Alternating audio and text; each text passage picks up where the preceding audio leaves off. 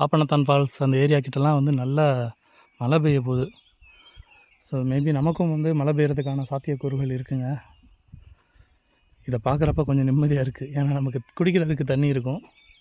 So 8:15க்கு நம்ம கருப்பசாமி வனப்பேச்சியம்மன் கோயிலை reach பண்ணுறோங்க. வாஜாக்கி வாஜாக்கி ஏலி ஏலி அவன் வாட்டுக்கு செவனேன்னு இருக்கான். வடஜாக்கி போவான்பா. சுமைகளையும் தூக்கிட்டு போகிறாங்க. அவரோட துண்டு கீழே விழுந்துருச்சு பாவம்.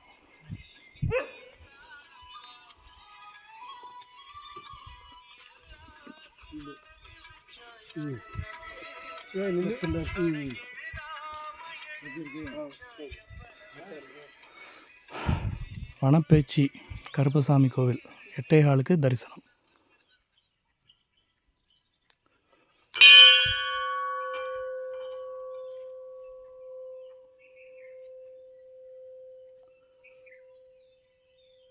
வனக்கருப்பு வனப்பேச்சி இவங்க தான் வந்து இந்த வனத்தோட பாதுகாவலர்கள். ஸோ இவங்கள ஃபஸ்ட்டு தரிசனம் பண்ணிவிட்டு கிளம்புறோம். ஜாக்கியும் தரிசனம் பண்ணிட்டான்.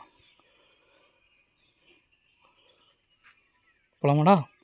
இப்போ பார்க்குறது வந்து பார்த்திங்கன்னா அந்த நரிப்பழம். ஒவ்வொரு ஊரில் இதுக்கு வந்து ஒரு பேர் வைப்பாங்க. ஸோ நம்ம தோட்டங்களில் இது அதிகமாக இருக்குங்க. நல்லா புளிப்பும் இனிப்பும் கலந்த ஒரு டேஸ்ட்டில் இருக்கும்.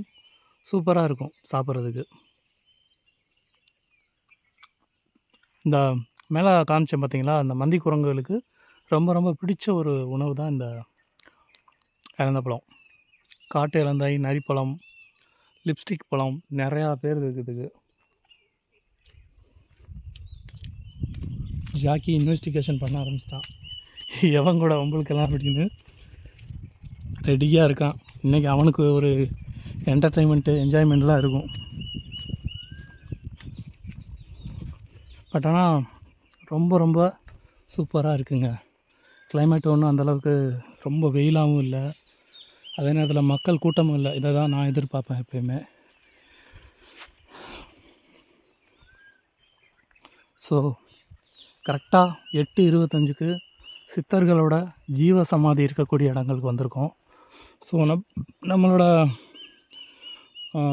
2 பயணத்துக்கு முன்னாடி ஜாக்கி இங்கே வந்து தான் கிடந்தான். என்னென்னா கீழே அந்த நாய்கள் கூட சண்டை போட்டுட்டு கால் வீங்கி போயிடுச்சு இந்த இடத்துக்கு வரவும். ஸோ இங்கே தான் வந்து ஒரு 1/2 hour படுக்க வச்சுட்டு அகைன் வீட்டுக்கு கூப்பிட்டு போயிட்டேன்.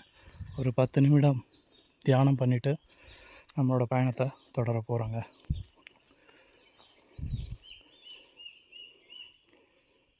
அவர் வந்து